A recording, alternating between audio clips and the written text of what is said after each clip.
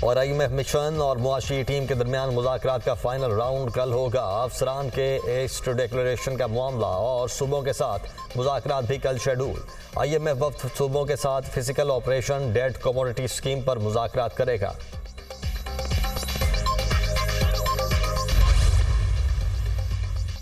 Election commission ने सिंध से senate के उम्मीदवारों की फहरिस्त जारी कर दी। सिंध की 12 नशिस्तों पर उम्मीदवारों ने कागजात नामजदगी जमा करवाए। कागजात की स्क्रूटनी का अमल 18 और 19 मार्च तक होगा।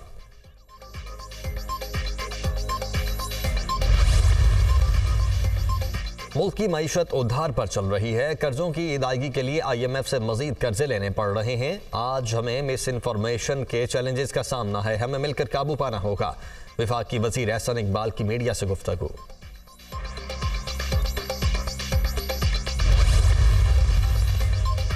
और PIA ने मलेशिया के लिए फ्लाइट ऑपरेशन दोबारा शुरू कर दिया। मलेशिया के लिए हफ्तावार 4 परवाजें चलाई जाएंगी। कुआलालंपुर के लिए 2 परवाजें, इस्लामाबाद और 2 परवाजें लाहौर से चलाई जाएंगी।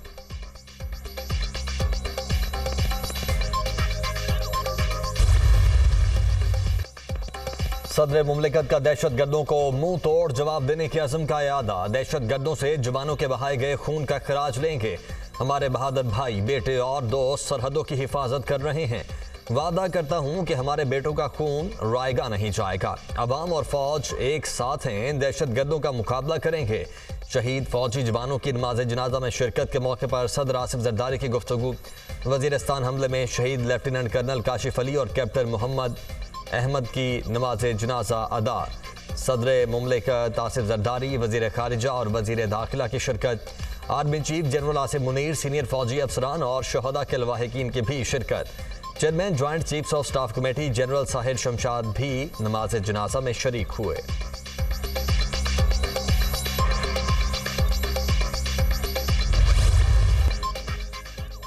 शहीद लेफ्टिनेंट कर्नल सैयद काशिफ अली को इस्लामाबाद में मुकम्मल फौजी एजाज के साथ सपुर्दे खाक कर दिया गया। पाक फौज के चाको चौबंद दस्ते ने सलामी पेश की। शहीद कैप्टन अहमद बदर तलागंग के गांव टमन में फौजी एजाज के साथ सपुर्दे खाक। नमाज जनाजा में CO मंगला और शहरियों की कसीर तादाद ने शिरकत की। पाक फौज के चाक चौबंद दस्ते की सलामी। कैप्टन अहमद बदर गुज़श्ता रोज़ वज़ीरिस्तान में चौकी पर दहशतगर्दों के हमले में शहीद हो गए थे। शहीद कैप्टन अहमद बदर 5 बहनों के इकलौते और सबसे छोटे भाई थे।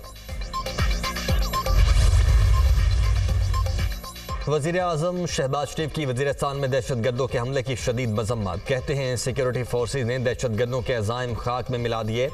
वज़ीर दाखिला मोहसिन नकवी की भी हमले की मज़म्मत। हमले की खामोशी से मज़म्मत नहीं करेंगे, जवाब देंगे। हमले का ऐसा जवाब देंगे कि याद रखा जाएगा। पूरी कौम पाक फौज के साथ खड़ी है। मोहसिन नकवी का वीडियो पैगाम।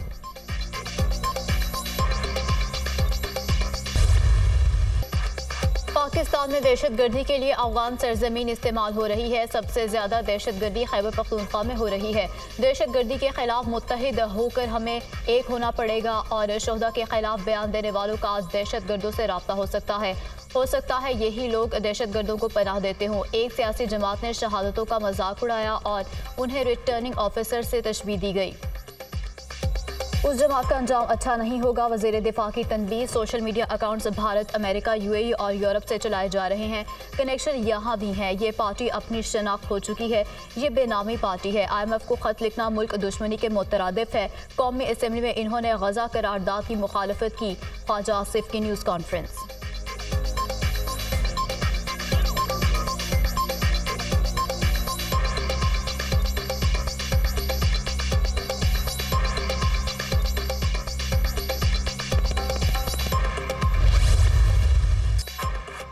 शुहदा की कुर्बानियों को तज़हीक का निशाना बनाया जा रहा है। एक सियासी जमात ने कल सोशल मीडिया पर तौहीन आमेज मुहिम चलाई। माजी में लसबेला वाक़े पर भी मुहिम चलाई गई। शुहदा के खिलाफ मुहिम और तज़हीक नाकाबिले कबूल है। घिनौनी हरकत करने वालों के खिलाफ सख्त कार्रवाई करेंगे। सियासी तनकीद करेंगे मगर रेड लाइन्स क्रॉस ना करें। शिमाली वज़ीरिस्तान में दहशतगर्द हमले में शुहदा के अहले खाना के साथ खड़े हैं। वज़ीर इत्तलात अताउल्लाह तारड़ की प्रेस कॉन्फ्रेंस।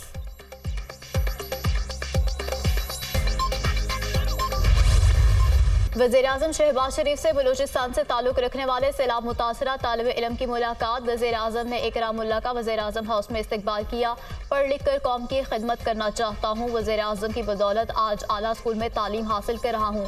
मेरी ख्वाहिश थी कि आप दोबारा वज़ीर-ए-आज़म बने। तालिब इल्म का मुकालमा, आपको देखकर खुशी हुई। खूब पढ़ो और आगे बढ़ो। आपकी तालीम के तमाम अखराजात हुकूमत बर्दाश्त करेगी। तालीम ही हमारे मुल्क का मुस्तकबिल बदल सकती है। वज़ीर-ए-आज़म की गुफ्तगू। शहबाज शरीफ ने इकरामुल्लाह को कलम और निसाबी सरगर्मियों में मदद के लिए अपनी जानिब से टैबलेट का तोहफा दिया।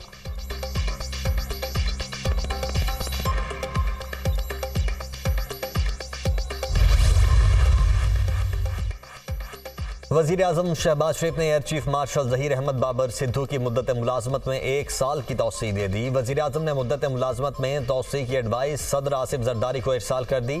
सदर मुमलिकत एयर चीफ ज़हीर अहमद बाबर सिद्धू की मुद्दत मुलाजमत में तौसीह की एडवाइस पर दस्तखत करेंगे।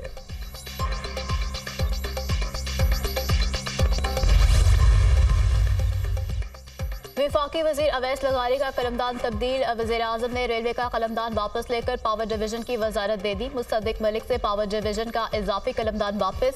मुस्तदिक मलिक अब वज़ीर पेट्रोलियम होंगे। काबीना डिवीजन ने नोटिफिकेशन जारी कर दिया।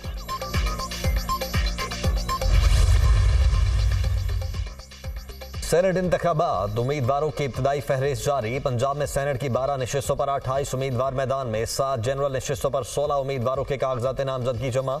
खवातीन की 2 नशिस्तों पर 5, टेक्नोक्रेट की 2 नशिस्तों पर 4, अक़लियती नशिस्त पर 3 उम्मीदवार। खैबर पख्तूनख्वा में सेनेट की 11 नशिस्तों पर 42 उम्मीदवारों ने कागजात जमा करवाए। 7 जनरल नशिस्तों पर 25 उम्मीदवार मैदान में।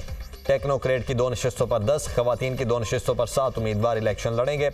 बलोचिस्तान में सेनेट की 11 नशिस्तों के लिए 38 उम्मीदवारों के कागजात नामजदगी मंजूर। बलोचिस्तान में सेनेट की 7 जनरल नशिस्तों पर 17 उम्मीदवार मैदान में।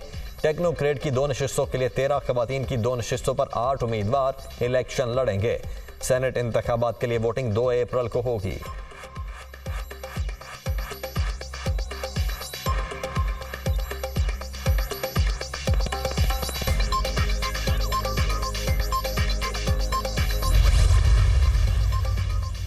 वज़ीर आला पंजाब मरियम नवाज की सेंट्रल जेल कोट लखपत आमद। कैदी ख्वातीन के साथ रोज़ा इफ्तार किया। मरियम नवाज कैदी ख्वातीन को खुद समोसे, पकौड़े, फल और खाना पेश करती रहीं। वज़ीर आला पंजाब ने जेल के लॉन में पौधा लगाया। मजीद दरख्त लगाने की हिदायत भी की। मरियम नवाज ने वालिद नवाज शरीफ के मुक़ीद सेल का भी दौरा किया।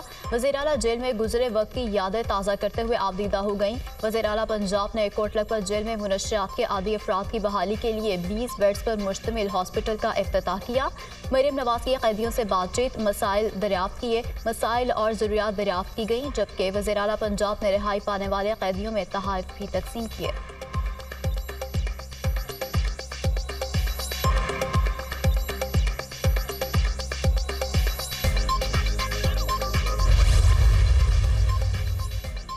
वज़ीर आला पंजाब ने सूबे भर में कैदियों की सजा में 3 माह की कमी कर दी। 155 कैदियों की रिहाई का ऐलान। सेंट्रल जेल आते हुए खुद कैद में गुजारा वक्त याद कर रही थी।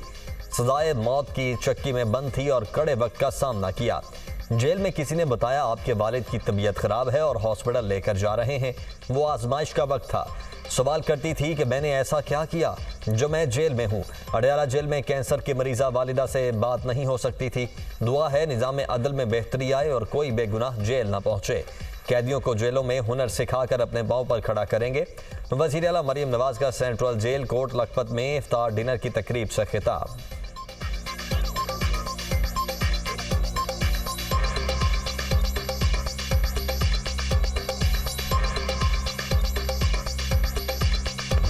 रमज़ान में महंगाई का तूफान, अवाम परेशान। 2 वक्त की रोटी का हसूल मुश्किल, नाजायज़ मुनाफाखोर भी सरगर्म। लहसुन और अदरक 700, आलू 80, कचनार 600, करेले 480, भिंडी 320 रुपये किलो तक फरोख्त।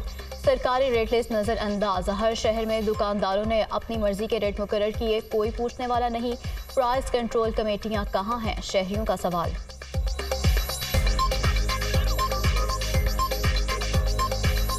हर एक चीज़ हवा के साथ बातें करता है। पूछ गछ वाला नहीं है कि आदमी पूछे या कोई टीम मुकर्रर करे हुकूमत सरकारी। फ्रूट गरीब के लिए नहीं है, सिर्फ मालदार लोगों के लिए, सिर्फ असेंबली हाल वाले लोगों के लिए, हमारे लिए नहीं है। कोई पूछने वाला नहीं है। क्योंकि हर एक चीज़ रमज़ान में डबल हो गया। इतना महंगाई हो गया है, प्याज 100 रुपया था, अभी 140 हो गया है। क्या करे, महंगाई, वही छोटे प्याज है। आलू 40 रुपए किलो था, अब आलू 60 रुपए किलो हो गया है। गरीब आदमी तो कुछ भी नहीं खरीद सकते, ना सेब, ना केला, ना आम, ना आलू, कुछ भी नहीं खरीद सकते। अमन अमान के हवाले से मुकम्मल प्लान बना लिया, जल्द काम शुरू होगा। मुल्क में रोजगार है ना कारोबार, लोग महंगाई की चक्की में पिस रहे हैं।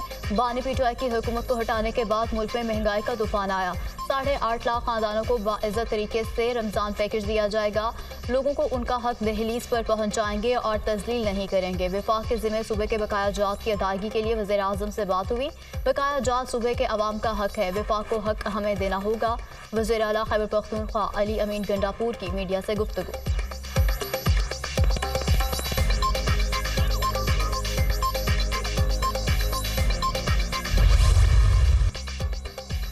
चालीस साल तमाम तर जबर के बावजूद MQM पाकिस्तान गरीब और महकूम की उम्मीद है। अब दुश्मन MQM पाकिस्तान को कभी कमज़ोर और बिखरा हुआ नहीं देख सकेगा। MQM ने अपनी शनाख्त को अपनी आवाज़ बनाकर कौम का मुकदमा ऐवानों में पेश किया। हमने दलीलों के साथ मरदम शुमारी में मुकदमा लड़कर कराची की बड़ी आबादी को बाज़ेयाब करवाया। MQM के मुतालबे पर हुकूमत को मरदम शुमारी दोबारा करवानी पड़ी।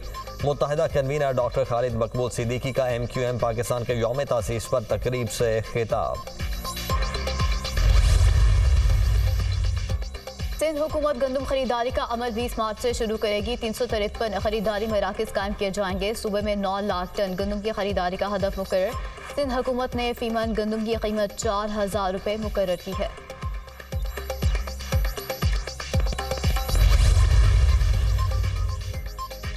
आसिफा भुट्टो की पार्लिमानी सियासत में एंट्री, कागजात नामजदगी जमा करवा दिए। आसिफा भुट्टो NA 207 में नवाब शाह से आसिफ अली जरदारी की छोड़ी नशिस्त पर इलेक्शन लड़ेंगी।